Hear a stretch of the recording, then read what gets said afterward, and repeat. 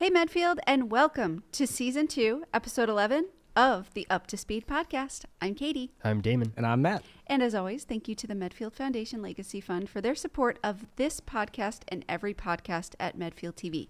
And before we get started, I do want to remind everyone that the Legacy Fund applications are due on Sunday. So Medfield TV will be applying for one. And I just want to remind all the other nonprofits out there and make sure you get your applications in. Awesome. All right, guys. What's going on at Medfield TV? Yes, so the show this week we decided to highlight was Lathon's Art. Ooh. This is a show that has multiple seasons. I think the clip we're about to show is from Season 5, Episode 3. They shot it just a couple months ago. We released it just last week or the week before, so it is out. You can watch it on our YouTube channels now. And Lathon's Art is a show that stars a volunteer of ours named Thanasi, who is incredibly creative, and the show is sort of just his artwork, where he talks about his artwork, talks about his process. He's made movies here that's kind of different than from Lathon's Art. So he's always just doing creative things, and we are very fortunate because we can just be that outlet for him, so he can come in and we can work together and help him create stuff. So we are going to show a quick clip from Season 5, Episode 3. As you can see, the practice map was mini. This is on watercolor paper. So I had to measure out, so everything,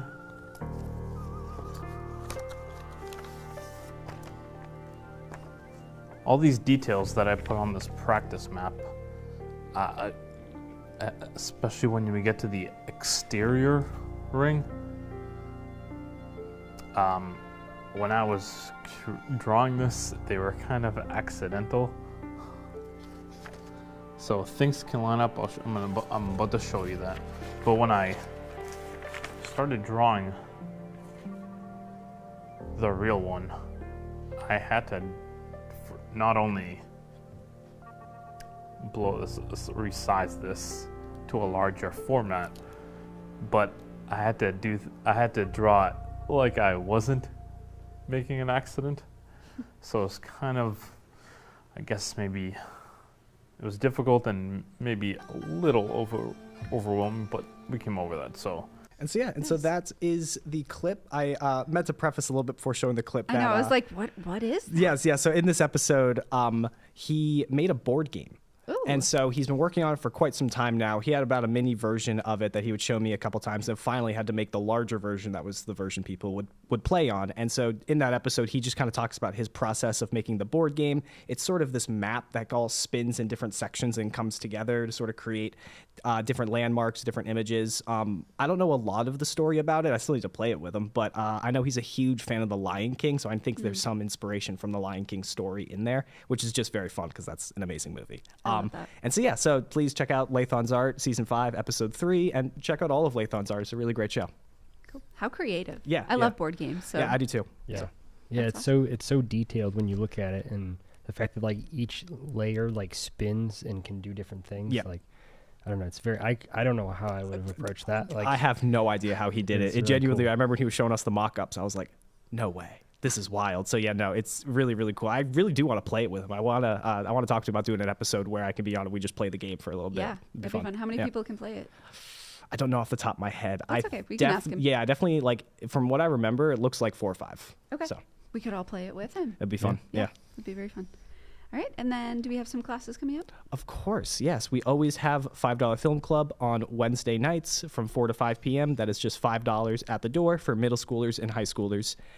This last week, we actually made a project. We did some storyboarding. I brought that up on the previous podcast. And one of the storyboards were actually, we realized we could film. So we decided to do that this week, which the kids had a ton of fun with, and they were able to put their creative input on. Great. Yeah. Okay. And then we have some staff projects that we're working on. The candidate forms have started being recorded this week. So Wednesday night was the school committee forum. So all the people that are running for school committee in Medfield came to this forum, talked to the moderator, Scott McDermott, about some of the things that they would like to see if they were to be elected to the school committee. And then today, later on in our studio, we are having the select board candidate forum. So the two people that are running for select board will be here talking with Scott again, and that is going to be going live to our YouTube channel, our cable channels, and I think that's it. Oh, and our HD channel on our website. Yeah. So you can watch those in real time, or you can come here in our studio and watch them, or you can watch them anytime before the election on March 30th, so that you can learn about all the candidates that are running here in Medfield. Yeah. Okay. And then, Damon, do you want to tell us a little bit about the 375th parade? Sure. Yeah. So this past week, Katie and I started filming the sponsorship videos that we're doing for the 375th parade committee. And so we got to kind of meet a couple of the businesses. We went to Randy's Automotive and Middlesex Savings Bank and got to interview them, kind of hear about not only them as a business, but also kind of why they feel, this event is so special and why they wanted to support it. And so it's just kind of interesting to get to meet all those people and hear their story a bit, but also hear kind of how this event, can impact the community and how they're trying to help do that. Yeah, definitely. This is such a historic town. It's so cool. I can't wait for the celebration, especially because I feel like every time we talk about it, I feel like I learned something new about the town. It was very involved, I feel like, with early Massachusetts, so it's really cool. Mm-hmm. Yeah, it was a lot of fun. It was a lot of fun. And just if you're watching this and you are excited for the parade, they are definitely in need of funds to help support it. It's going to be a big, expensive parade and celebration. So if you have a little bit to spare and you're able to donate to them, please check out their initiative page or their website. I think you can find it all through the Medfield Foundation website. All right. So let's get up to speed on the crew. So do you guys have any plans coming up this weekend? Yes, I do have some plans this weekend. I'm going to be filming a concert with you this weekend. Yes. I'm very looking forward to that a lot. I love being a camera operator for concerts. I think it's a blast to try to, see it in front of you and try to capture it best you can through the camera and get different shots. So I always have a blast doing that. And then I don't think I have anything planned after that, which is nice. So I'll probably just be sleeping again this weekend. I have a nephew due kind of soon, so things are about to get fairly crazy in my family. Yes, my birthday is March 22nd, so I'm really hoping he's a March 22nd baby. That's coming up. Yeah. So I'm really hoping. Yeah, that's awesome. I'm gonna go down to the Cape and visit my mom, because I haven't seen her in a bit. And I think on our way down, Lauren and I are going to stop. My cousin's a hairdresser in East Providence, so we're going to go. She's going to get her haircut done, and then there's also a library sale over in Providence. So I think we're going to hit that up while we're over there and, mosey our way down on the Cape. That's nice. Great. Yeah. I love Providence. Yeah, it's a cool city. Yeah, it is. And then I also am going to be recording that concert on Saturday. I'm super excited for it. So it's the Concord Concert Band. They play up in Concord, obviously. But I have been a camera operator for a couple of their concerts in the past, and their director, Barry, who I met through my time at New TV, he is the director usually of these shows, but he can't make it this weekend, so he asked me to step in and direct. So I'm really looking forward to that, because one of my favorite things to do when it comes to my industry and my career is to film live events. I just think it's so fun. It's so exhilarating. Things change and happen in the moment, and you got to make split-second decisions on creative aspects of the show. So I'm really looking forward to that, and I'm looking forward to working with you, Matt. Yeah, no, it's gonna be a lot of fun, and even it's like they're playing a bunch of movie sounds. Yes, yeah. So I cannot wait for that. Yeah, it's gonna be great. I wish they were playing Star Wars, but I know. I did look, and I was like, please, I know. That's all right. It's mostly like older movies, but that's okay. Yeah, that's all right. Not that Star Wars is very new. I guess that is true. Yeah. All right. So what have you guys watched or listened to this week? I started A Night of the Seven Kingdoms. Oh, cool. Okay. Have been looking forward to see that show. I'm only on the first episode, so I'm doing it slowly. So far, I really, really like it. I love Game of Thrones. I couldn't get into House of the Dragon, but I think this one kind of does enough to make it not feel like Game of Thrones that I can kind of get into it a little bit more. It's very funny. It is a very funny show, and its comedy is kind of strange. I get if people like didn't love it, but I think it's very funny. It's very British humor. Is it dry humor? It can be for sure. I like that humor. Yes, I do too. I'm really really liking it, even though I'm only one episode in. But I definitely kind of recommend it. Yeah. Nice. Yeah. Let's see. What am I watching right now? I'm watching Only Murders in the Building. That's like I think we're on episode 6 or 7. How many seasons is that? I think this is the 5th season. Oh, wow, and okay. There's usually like 10 episodes, so Gotcha. we're almost at the end of the mystery. But yeah, it's such a cozy Yeah. show for a murder mystery, and it's super funny, and there's always like twists and turns and stuff, and they do a really good job with it. And the soundtrack in it is really good. So yeah, that's kind of what I've been watching. Nice. So I finished Bridgerton. Oh, yeah, that's it right. was great. I'm not going to spoil anything, but I liked it. You know, obviously everything turns out well in the end. You know, the Cinderella finds her prince or whatever. Yeah. And we've also watched the 4th episode of season 50 of Survivor. It's just fantastic. So happy. Like all these players are just great television. So, and then last night I went to see a show in Boston. So I saw St. Lucia. They are like kind of alternative disco-y type band. I don't know how to really describe it, but I have an eclectic taste in music and I never know how to describe all the genres. But it's like kind of pop techno, like blends a bunch together to have some fun. I like it. I like bands that do dancey. that. You can dance to it. Yep, So totally. it was super fun. And they didn't have an opener. They just played 2 sets. So they took a break in between. And of course they like all wore the same outfit for the first set, and then they changed and all had the same outfits for the second set. So it was cute. That's fun. And they gave out roses during it. It was super nice. So I got a cool. rose at the end. So that's what I did this week. That's cool. All right, so we have an adoptable pet to feature this week, as always. So this week we have Lenny. So Lenny was transferred to the shelter from another rescue group after being found outside.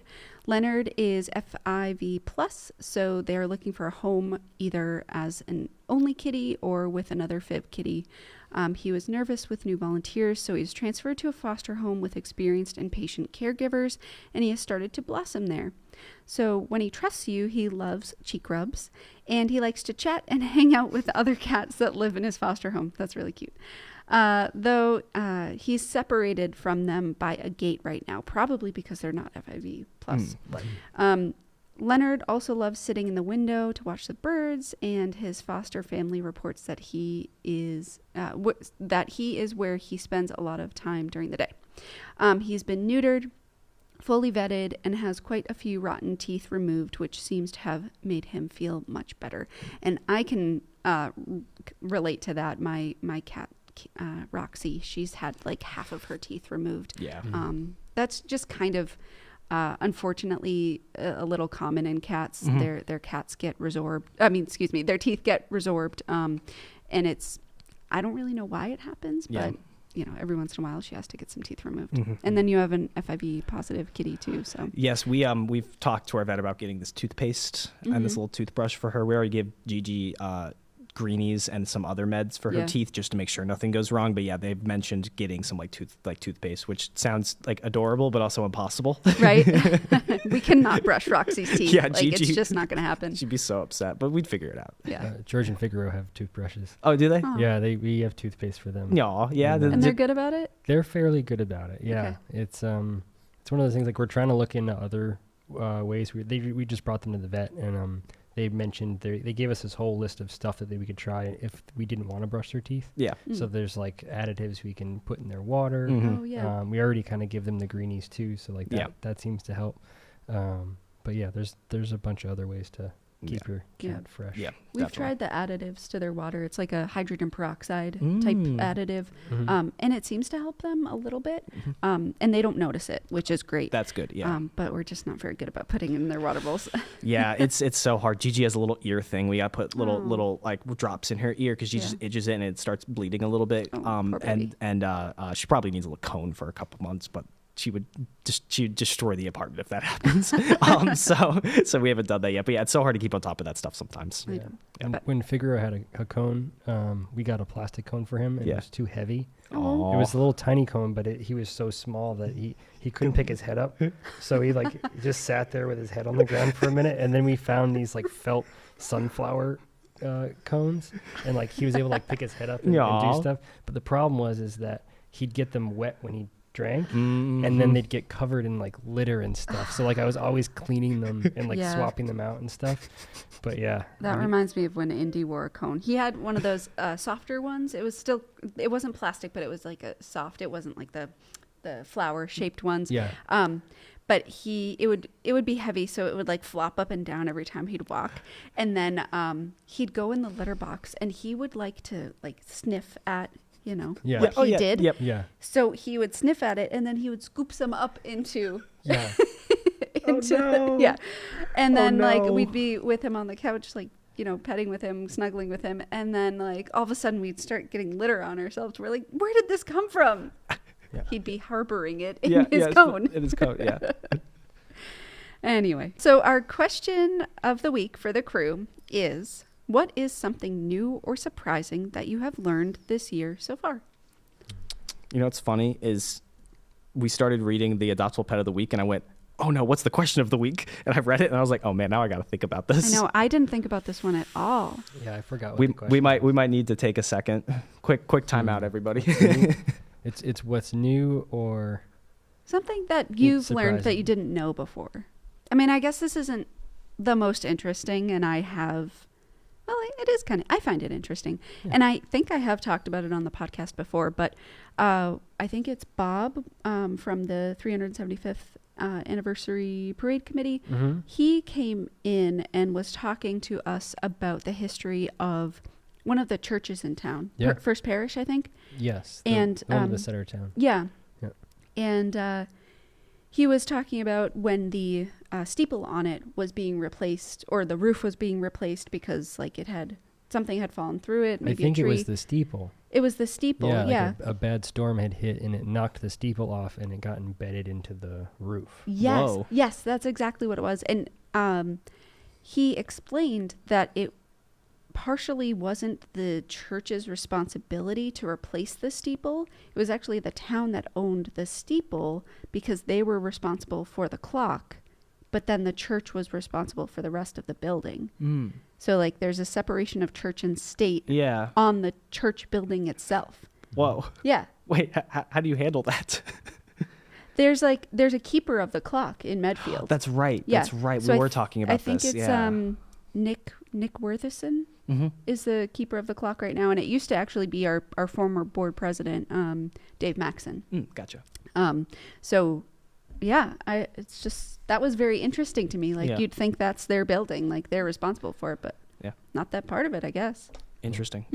I have a fact that's definitely not as cool to a certain extent, because that is the history of Medfield, and that's genuinely a cool fact. But I was just listening to my podcast the other day, and I'm a big football fan, and I don't really watch a lot of baseball. Truthfully, it kind of confuses me. There's just too many games, Sure. too many teams, too many everything. I can't follow it.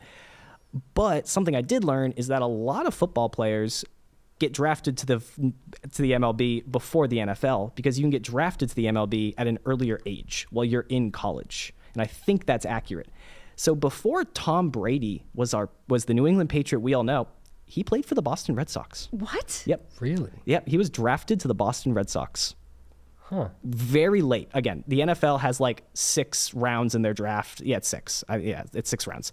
The MLB, I don't even know. This is a made-up number. It's 50. It's Sure. a ton. So there's a bunch of people who get drafted to baseball every single year, and those teams are a lot bigger, I think. So it goes under the radar a lot of the times. No one really knows about it. But yeah, Tom Brady was a Red Sox before he was a Patriot. Did he actually play? I don't know if he ever played. Okay, but he was on the team. And I think he might have left and then moved teams, just Sure. because I don't think he really was a starter. That's so Yeah. interesting. Yeah. Oh There's my only- gosh, I have to read about that. Right, there's only one quarterback. He's current today. His name's Kyler Murray. He was drafted top 10 in the MLB and then got drafted first overall to the NFL. Wow. And he kind of sucks, but it's the way it works. But yeah, just a weird thing where you're like, What do you mean Tom Brady was a Red Sox? Yeah, because What you do know you what? know that? Yeah. What's his name? The basketball player, Michael Jordan. He played. I forget which team, but he played in the MLB He played for and the also White Sox. the White Sox. Yeah.